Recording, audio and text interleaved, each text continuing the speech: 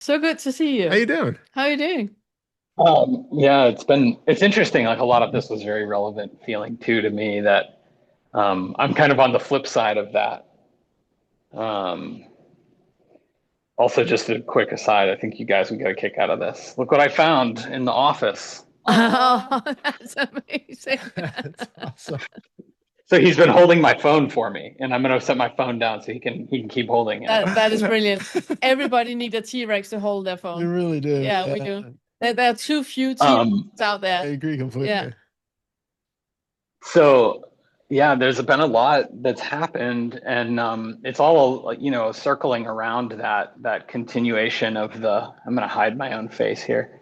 Um, the continuation of um, kind of not knowing what to do. Because there was this path, there was this journey, there was these things you got to do and you got to try, and then it just kind of was like I lost interest, or I lost not even interest but capacity to like even motivate to do that. And a whole bunch of stuff has happened in life, and I was on a walk and it was snowing, and um, it kind of reminds me of like if you took a bag of marbles and you had like a drawstring on it and you flipped it upside down. And then I was walking and I was looked at the sky, and it was like the drawstring just got suddenly pulled out, almost as if like everything fell out of me Yeah, yeah, into yeah. the like just and suddenly there was this just very intense like kind of an aloneness. It was kind of like oh my God, like nobody's going to come save me. Like it's never Yeah. going to get better. Like I'm Yeah. never going to fix it. Yeah.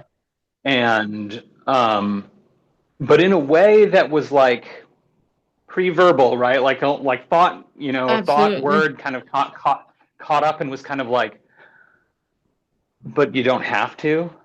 Like Mm. it's just going to be like this. And it's interesting, like there's been kind of echoes of this. Like Angelo put out a video where he talked to this physicist, and the guy's like a physicist and a therapist, and he told his story, and I was like, holy shit, like this echoes my own life story in so many ways. It's kind of freaky.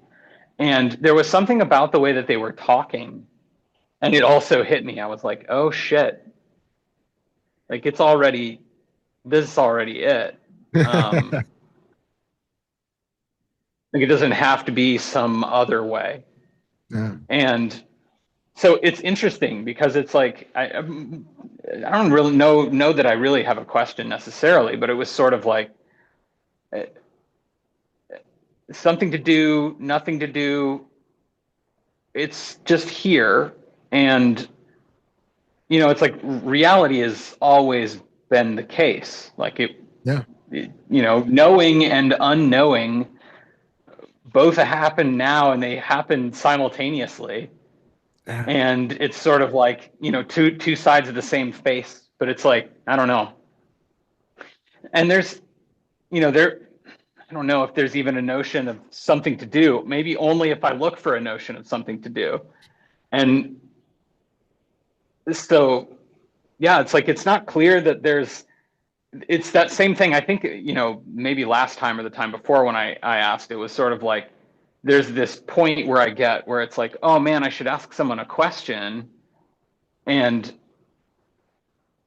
then it's almost like there's kind of it's not a nihilistic pointlessness to the question, but it's not like, oh, there's no use in doing that, like a learned helplessness. It's Yeah. more of like you know what are they going to answer that I can't already see? Yeah. And in that way there's nothing to do, but like there's definitely still reactivity, and Yeah. there's definitely still um getting lost a little bit, but like um Do you believe in kind it of when you get everything is. lost? Yeah. Do you believe in it when you get lost?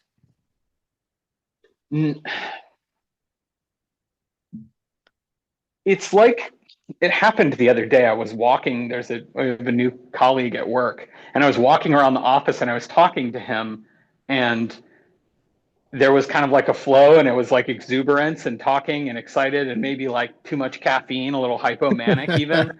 And it was almost like, it reminds me of like an old school, like a slingshot.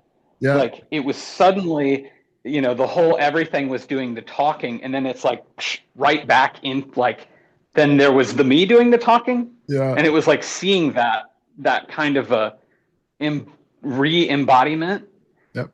And like sort of snap back. And it's not a doing. It's not something, I mean, something happened, No. but it's not something I did. And that's been a big thing for a very long time, is like, I can't find the one that's supposed to be doing better. I can't, and it's like any way in which I can believe that there's something to do is just a story now. And they're just less believable, I guess.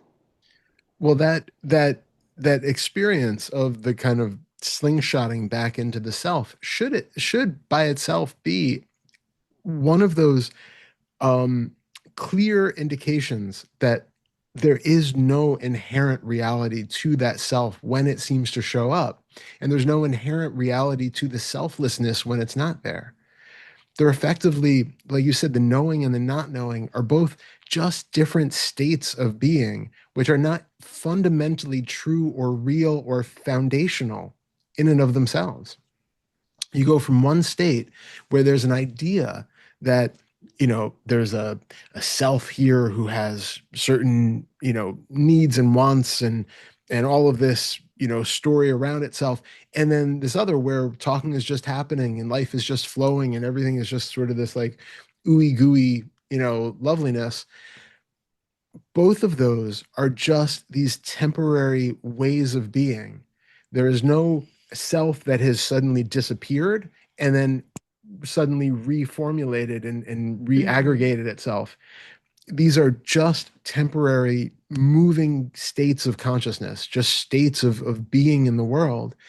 And it's those ideas about them, right? You have a thought about one that makes it seem like, oh, well, that's the me, that's the John that I remember having been before, and I'm back in that. And now I have thoughts that seem to echo from that reinforce that sense of being, the same thought patterns that you have always felt as being the sort of John selfing mechanism has been one sort of pattern of thinking. And then there's a different pattern of thinking that comes on when that selfing mechanism isn't there. And then maybe there are fewer thoughts, or maybe they're just, less self-involved. Maybe, I don't know what your actual experience of thinking is in those states, but this is just a new way of being, but it's not fundamentally true or fundamentally, it doesn't have any inherent nature of its own. This is just a dynamic state which moves from one back to another. And it's why we're always pointing to one isn't necessarily better or truer than another. But it hopefully, when you experience that, it undercuts the reality of all of it. It undercuts that there is anything stable or inherently existing in the center of either of those two states.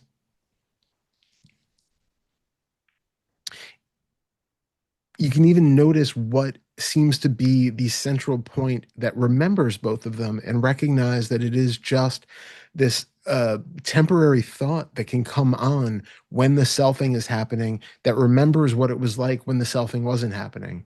But it's just a snapshot of a memory happening in this particular now, right? And when you're not selfing and you feel like everything is just open and flowy and spacious, there might be a memory that comes up that, oh, this feels so much more open and flowy and spacious than it did, a year ago. That's still just a memory. It's a projection of a thought about what was, comparing what it is to right now. Is there any core of John, any core of anything substantial and inherent that transcends both of those states and goes between them to the two? Or can you just see this as a rising of thoughts reflecting back on different states of being as they currently arise and pass?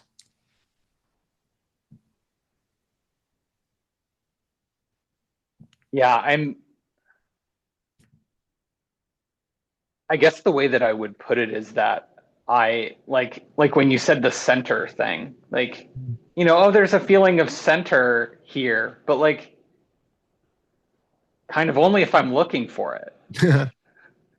and it like, or only if it's being looked for or whatever, but you know what I mean? Yeah, Like it's placed, not yeah. even, and then there's a way in which it's almost like that's the doubt, like the need to know, to look, and like, but then there's a remembering to look. I don't know, like if there's some kind of way in which like there's a meta conscious framing that's like a thought about how this is supposed to be, and like what's happening there is like seeing that coming and going, and it's been very interesting. I mean, I guess a big framework too was this seeing that there was a suffering or a struggling and like pulling against what is and what could be or what should be. And then I confused the relief that was associated with like being present in a way with like a way of making pain go away. And I think that there was a disillusionment that occurred when it was like, oh shit, like I had then all the efforting had turned into like secretly believing that I'm, going to find the magic place where it doesn't hurt anymore. Yeah. And I kind of asked myself, okay, I've had experiences where I was like, where it was open and free and, and it was like, well, how do I know that's not happening now? And it's sort of like that's kind of like the other version of moo, right? It's like, well, I don't know. Like, that's a weird question. Like the question itself is the problem. Yeah. Yeah. That's not the right wording, but I think you see what I'm saying. Yeah. Completely, yeah. And you can, in that moment though, notice like there probably is something in the body or the mind which is being taken to be insufficient or uncomfortable or something in those moments when it seems like this isn't what it could be or this isn't what it once was.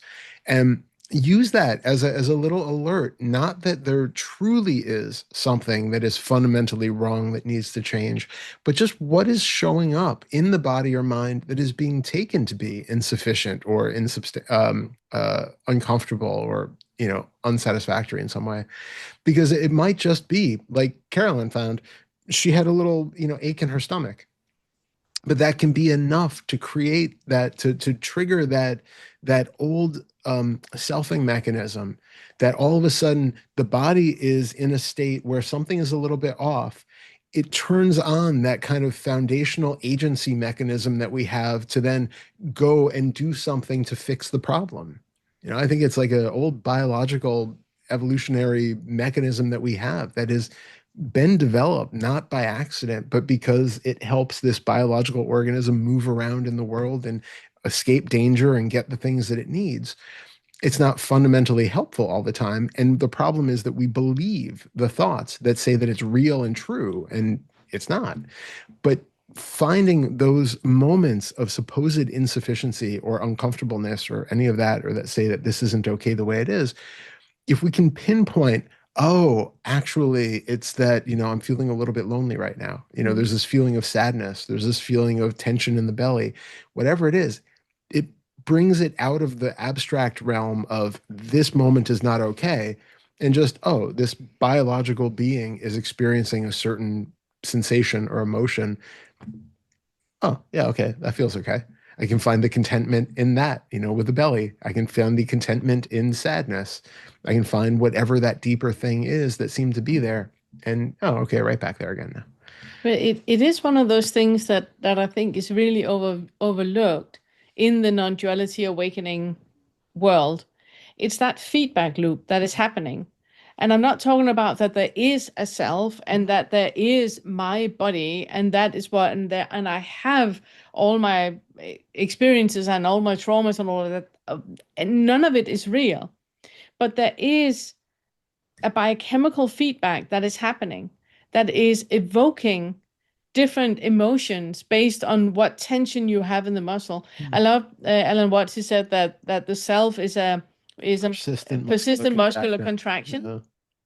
And that is exactly it. That whenever you have the feeling of something being off or not being right, or I am here, or anything like that, you can always trace it to the body. where in the body do you feel a contraction right now? And if you breathe into it and you do the opposite of that contraction, if that contraction in the belly and you stretch out and you breathe deeply, suddenly it's gone because there is no roots in it. There's no reality in it. There's nothing in it. It's just purely biological, endocrinological, neurological, psychological. It's just that. There's nothing more to it. You can breathe into whichever discontentment you're feeling because it's not real. It's just a muscular contraction. It's just the ligaments, the tendons, and the fascia that is acting up. That's it. It's nothing more than that. But it's not given the space that we feel that it really needs in the non-duality. Because when we're saying that there is no I, we also need to acknowledge that that non-I is attached to a biological being that is moving about and paying bills, right? Yeah. So, and that is still connected with a feedback loop purely for survival. It's connected with a feedback loop. For example, when we were sitting and talking earlier, an Amazon delivery was made, but the moment I, out of my eye, saw a shadow by the window, I felt a contraction in my body, an alertness, who's by the window. And that is not because I'm fearful or I'm scared or because of my trauma or anything like that. That is just pure survival. There is something moving over there. There's a rustling. Is it a rope or is it a snake? It's all there is to it. There's nothing more to it. But it's important to remember that that feedback loop exists because otherwise we're closing our eyes to how it feels to be in a body. There is nothing more real in it than it's just part of survival. And that is it. So it's not any deeper, but we need to acknowledge that it's there. And doing one quick little deep dive on top of that too. If you have the experience then where you focus on the sensation and you have that whole experience, but it still feels like you are the one who is focusing, which I think is kind of where intimating at also. Notice, what parts of the experience in the five senses are making up the sense of the one who is looking at the sensations or feeling the sensations in the belly. And notice, there's tension in the brow. Notice there's squinting around the eyes. There's tension in the jaw. This is how we look when we're focusing. Yeah, exactly. This is the look of focus. And then because there's I noticed that in the few times that I do a sitting practice where it's like there's a notion that like, okay, let's slow the breath down or not slow the breath down. And then it's a recognition essentially occurring on its own that there's a thought and then there's a set of contractions that correlate to the thought that seemingly occur together in a way that makes me believe that one set of contractions is controlling the other set of contractions. Yeah, exactly. It's one of those things that my favorite example with that is like you're blasting on the highway and you're going like 90 miles an hour and there's a sign in front of you, so you're leaning forward 4 inches, blasting 90 miles an hour. Those 4 inches give you a feeling of concentrating on reading the sign. But those 4 inches, that contraction in doing it, is doing nothing when you're blasting with 90 miles an hour. You know what I mean? But it's the same thing. It gives that feeling of, ooh, I'm reading the sign, as if you are. Ooh, can you see I'm concentrated here? I'm really, really concentrating. All right, cold showers it is. Because that's what I realized that was a big one for me, is that when the cold hits, there's this thing where you like do this, and it's a recognition like, that's not protecting me at all. That doesn't keep me warmer at all. Like, not at all. This does not make the water any warmer. Nope. Yeah, and that's just that immediate feedback, and it's very embodied. So it's actually funny you're mentioning that with cold showers, because when I'm as an naturopathic doctor, a lot of things that we are recommending for the cardiovascular system is that difference between heat and cold. And when you are sitting into a cold plunge, if you breathe deeply, so you have a slow breath when you get into it, and you exhale when you go under the water, the body and the brain, mainly the brain, thinks that everything is fine, and the experience of the cold is going to be less just because of your breath. Oh yeah, Oh yeah, yeah. It's impressive. Yeah. Yeah. Fascinating. Well, awesome. Thank you. Thank you Thank so you, much, man. John. And Lovely having it's you. been absolutely lovely speaking with you. Yeah, and Every well time we done. speak with you, it's lovely. Well done sticking it out Digging it that out. long. 4 hours. Well Thank you for done. that. And may you and yours have Yeah, a happy holiday and a yeah. wonderful new year. Yeah, y'all as well. Thank Thank you. you so much. All Thank right, you. good seeing you. Good seeing you. Yeah. We have created a course of our first Fetter material. This course will walk you step by step through all of the ways in which identification is created and selfing happens. If you've been struggling to see through the self structure or have that first awakening shift, this course contains hundreds of tools to help you discover the selfing mechanisms when they're happening, and then see through the illusion of identification that are created. Along with over 14 hours of videos, this $49 course contains a full book worth of summaries, extrapolations on the videos, written inquiry suggestions, and other text. So work slowly, leave time for integration. This is powerful material and it can be life-changing.